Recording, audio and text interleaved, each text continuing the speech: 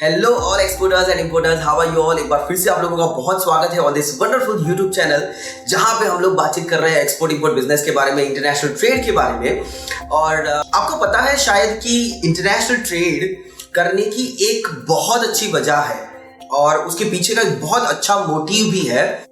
जब initial stages की अगर हम लोग आज से हजारों साल पहले की बात करें तो वो एक पर्पस अलग था कि ऐसी बहुत सारी चीजें थी जो इंडिया में अवेलेबल थी, बहुत सारी कंट्रीज के अंदर नहीं थी, या ऐसी काफी सारी चीजें जो शायद बाहर थी इंडिया में नहीं थी। तो ये बार्टर सिस्टम के दरमियान हम लोग एक दूसरे की चीजों को अवेल करते थे और उसका यूज करते थे, वो एक अलग पर्पस था। बट एक अच्छी तरीके से इंटरनेशनल बिजनेस जब शुरू हुआ या इंटरनेशनल ट्रेड जब दोनों बहुत सारी अलग अलग कंट्रीज बायलैटरल मल्टीलैटरल अग्रीमेंट्स करने लगी, तो उसके पीछे का एक पर्पस क्या था, राइट? एक अच्छा मोटिव अगर हम लोग इंटरनेशनल ट्रेड के पीछे का डिस्कस करें तो ये हो सकता है या था।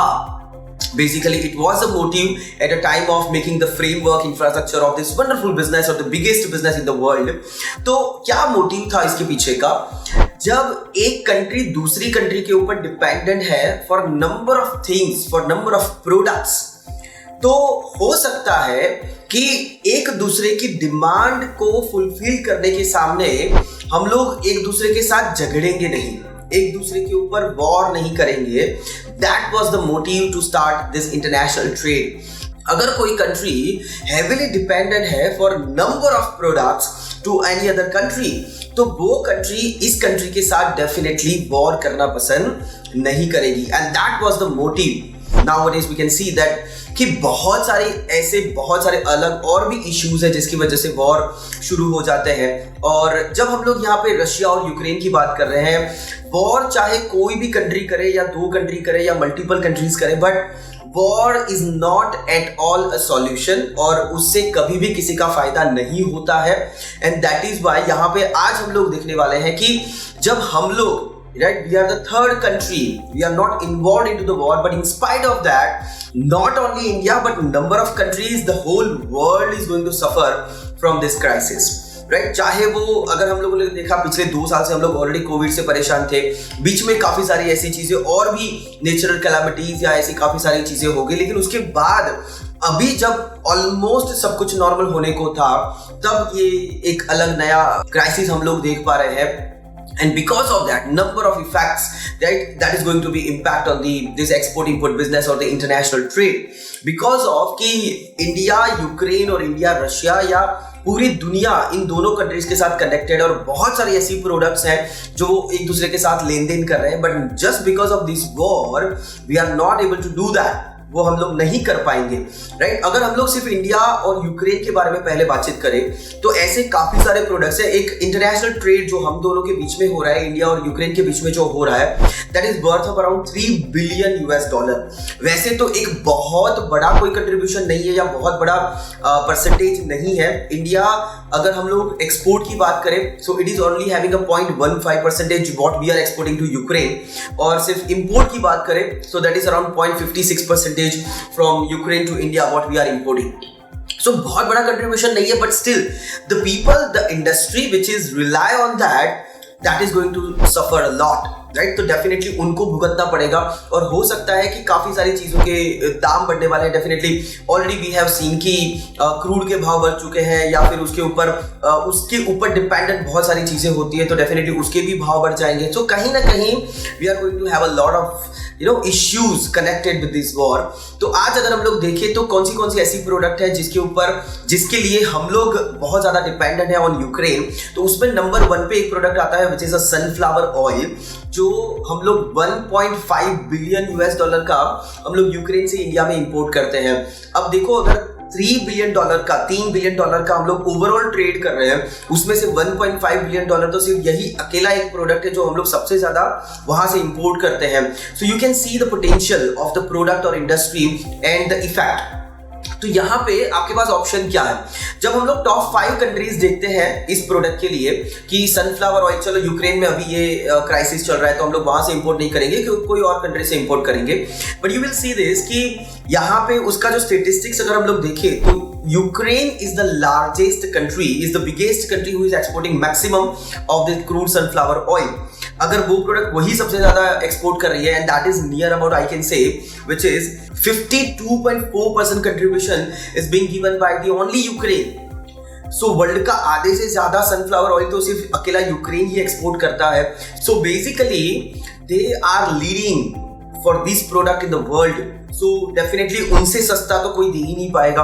But apart from that the second number जो कंट्री है that is also something different जो हम लोग एक्सपेक्ट नहीं कर पा रहे थे, but this is the second largest country who is exporting maximum sunflower oil, and that is Russia itself.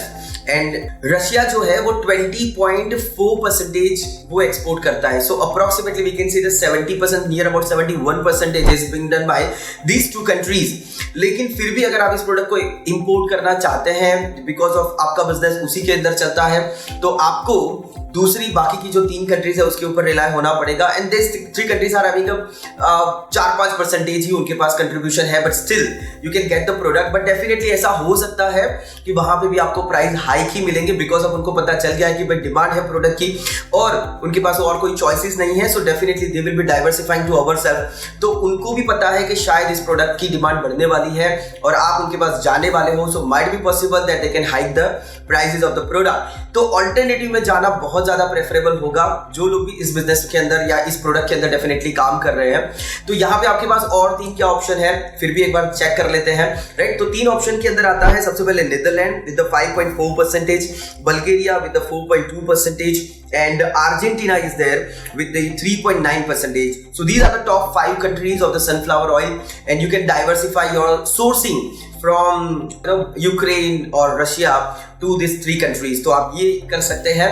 दूसरा जो प्रोडक्ट जिसके लिए हम लोग हेविली डिपेंडेंट है ऑन द यूक्रेन बेसिकली, और अच्छा इंपोर्ट होता है, वी कैन से कि बहुत ज्यादा डिपेंडेंट है, but still we are importing a good amount of product. तो जो दूसरा प्रोडक्ट है दैट इज यूरिया, जो फर्टिलाइजर होता है वो अप्रोक्सीमेटली हम लोग इंपोर्ट कुछ करते हैं विच इज $232 मिलियन का हम लोग फर्टिलाइजर वहां से लाते हैं। और उसके लिए भी कुछ ऑप्शन आपके पास है। उसके अंदर जो टॉप 5 कंट्रीज हैं उसमें भी रशिया नंबर 1 है विद 12.3%, लेकिन उसके बाद की 4 कंट्री है वहां पे आप डेफिनेटली अप्रोच कर सकते हैं। चाइना विद 11.6%, या फिर आप अप्रोच कर सकते हैं सऊदी अरेबिया को विच इज 9.4%, या फिर ओमान है विद 9.2 और अल्जीरिया है विच इज 7.3%।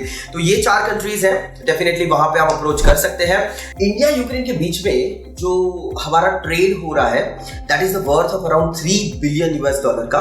उसमें से अगर हम लोग प्रोडक्ट देखें जो हम लोग यूक्रेन से इंपोर्ट करते हैं उसमें सबसे नंबर 1 प्रोडक्ट है which is a sunflower oil, which is a crude sunflower oil basically, and $1.5 billion का हम लोग इंपोर्ट करते हैं। ओवरऑल जो हम लोग इंपोर्ट करते हैं दैट इज $2 बिलियन, उसमें से near about 75% 80% what we are importing from Ukraine. So we are heavily dependent for this product on the Ukraine. अब डेफिनेटली इस वॉर की वजह से हम लोग वो इंपोर्ट नहीं कर पाएंगे, बट आपके पास और क्या ऑप्शन है। Top 5 countries of the sunflower exporting, right, उसमें नंबर 1 पे आता है Ukraine itself with more than 50% what they are 52.3% what they are exporting in the world. So they are having a monopoly for the sunflower oil. दूसरे number पे Russia है, so definitely यहां पे भी दिक्कत आ जाएगी, दे आर एक्सपोर्टिंग अराउंड 20.4%। तो ये दोनों कंट्री मिलकर वर्ल्ड का मोर देन 70% यही कंट्रीज एक्सपोर्ट करती है। So it would be really difficult, लेकिन फिर भी आपके पास बाकी के 3 ऑप्शन है जिसके अंदर आप जा सकते हैं with Netherlands, Bulgaria and Argentina, जो अप्रोक्सीमेटली 4 to 5% वर्ल्ड का एक्सपोर्ट करते हैं। बट स्टिल देखो उनको भी पता है कि अगर आप वहां पे अप्रोच करने वाले हो सनफ्लावर ऑयल अगर किसी को चाहिए, the people who are dealing only with the single product, right, they are in trouble right now. वो लोग जाते हैं अगर दूसरी कंट्रीज के पास तो डेफिनेटली प्राइस हाइक तो उनको मिलने ही वाला है, बिकॉज उनको पता चल गया है बाकी की 3 कंट्रीज को कि डिमांड आने ही वाला है, डाइवर्सिफाई होने ही वाला है, और ये सारी सिचुएशन को स्टेबल होने में काफी टाइम लग जाएगा, and that is why so they are ready with the prices as well. तो it is the best time to find the alternative product जो आप बेस्ट सुटेबल उसके बदले में क्या आप यूज कर सकते हो या क्या डिमांड कर सकते हो। बिकॉज ऑफ दुनिया में दिक्कत अभी कम नहीं है तो ज्यादा बढ़ाने से ज्यादा बेहतर है कि थोड़ा उसको और कम कर दिया जाए। So instead of focusing on the same kind of the product थोड़ा ऑल्टरनेटिव्स में आप काम कर सकते हैं। सनफ्लावर के अलावा दूसरा जो प्रोडक्ट है जिसके ऊपर हम लोग ज्यादा यूक्रेन से लेते हैं, विच इज यूरिया फर्टिलाइजर जो है, so that is what we are buying of around $232 million का। तो वो भी एक ऑप्शन है इसके अंदर भी कि आप सऊदी अरेबिया में जा सकते हैं, ओमान को फोकस कर सकते हैं, राइट, एंड अल्जीरिया को फोकस कर सकते हैं, even China is also there to buy this urea fertilizer, so that is also a very good option. And the third one which is can say the ammonia, हम लोग $73 million का वहां से import करते हैं, तो उसके लिए भी आपके पास कुछ ऑप्शन हो सकते हैं जैसे Saudi Arabia and Indonesia, right. So these are the countries. तो अगर आप इंपोर्ट से जुड़े हुए हैं यूक्रेन टू इंडिया तो definitely these options you can check it out. जब एक्सपोर्ट की अगर हम लोग बात करें तो काफी सारी चीजें हम लोग एक्सपोर्ट करते हैं जिसके अंदर आता है medicine, plastic products, even the TV video recording equipments, even oil seeds are there, fruits we are exporting, automobiles, organic chemicals, grains, coffee, tea, fish and ceramics, right. तो ये काफी सारे अच्छे प्रोडक्ट हैं what we used to export to Ukraine, but right now due to this situation we are not able to do. तो आप definitely दूसरी countries को टारगेट कर सकते हैं, बहुत ऑप्शन है आपके पास right now, so you can focus on those. Now let's talk about the India and Russia, so what we are exporting and what we are importing. Overall India और Russia के बीच में जो हमारा ट्रेड हो रहा है that is around $8.5 billion, $6 billion का हम लोग वहां से इंपोर्ट करते हैं और नियर अबाउट $2.5 बिलियन का हम लोग यहां से उसको एक्सपोर्ट करते हैं। सो अगेन बहुत सारे ऐसे प्रोडक्ट हैं जो हम लोग रशिया से परचेज करते हैं, so this is the moment where you are going to be stuck, so you need to find another alternatives. But कौन से प्रोडक्ट्स हैं उसका लिस्ट हम लोग देख लेते हैं। So that is mineral fuels, precious stones जहां पे हम लोग डायमंड या प्रेशियस मेटल, सिल्वर या गोल्ड की हम लोग बात कर सकते हैं, फर्टिलाइजर्स, एनिमल और द वेजिटेबल फैट जो आता है, ships, boats and floating structures, this is what we are importing from Russia and what we are exporting to Russia.